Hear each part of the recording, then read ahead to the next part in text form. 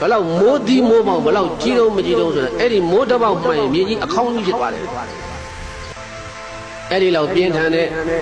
ကောင်းကင်ကနေပြီးတော့မိုးလက်နဲ့တိုက်ပြီးတော့ဘုရားလောင်းတော်ကိုရွာချတော့ပြုံ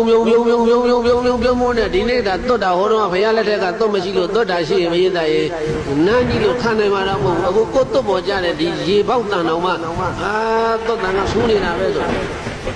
မန္တရွာချတဲ့မိုးဟာမြေကြီးတောင်မှအပေါက်ကြီးတွေဖြစ်အောင်မိုးသီးမိုးပေါက်ကအဲ့လောက်ကြီးကြီးတာလေ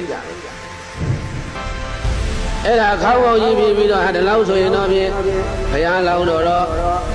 သေလောက်ပြီဆိုပြီးတော့အဲ့ဒီမိုးလက်နဲ့ရန်လဲရပြီးတော့ကြည်လဲကောပရိသတ်ဒီလောင်းတော်ရဲ့သင်္ကန်းခြီးစားလေးတောင်မှမိုးမစိုးဘူးတဲ့ဒီလိုပြည့်လဲမရပါလားတော်ကောင်းပါလားပဲ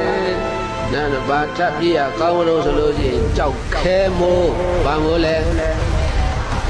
ကြောက်ခဲမိုးတွေရွာတယ်ကောင်းငင်ကနေပြီးတော့ရွာချလိုက်တဲ့ကြောက်ခဲမိုးတွေဟာအခွန်လျန်းတွေထွက်ပြီးတော့တလုံးကိုဘလောက်လောက်ရှိလို့ဆိုရင်အိမ်လုံးတွေလောက်ရှိတယ်တဲ့အဲ့ဒီလိုအခိုးတွေထွက်နေတဲ့အိမ်လုံးလောက်ရှိတဲ့ကြောက်ခဲမိုးကြီးတွေကိုမာနသားကပြေးသားကောင်းငင်ကနေပြီးတော့ရွာချတဲ့အားရအောင်ရွာချလို့ပြီးတဲ့အခါကျတော့ဒီလောက်ဆိုရင်တော့သေလောက်ပြီသိတ္တထတော့ကြောက်ခဲမိုးရွာတာရပ်ပြီးတော့ကြည်လိုက်ကောဘေးသန်းတည်းအဲ့ဒီမာနရွာချလိုက်တဲ့ကြောက်ခဲလုံကြီးတွေကနတ်ပန်းကုံကြီးတွေနတ်ပန်းလုံကြီးတွေဖြစ်ပြီးတော့ဘုရားလောင်းတော်ရဲ့အနားမှာလာပြီးတော့စုပုံပြီးတော့ကြလာတယ်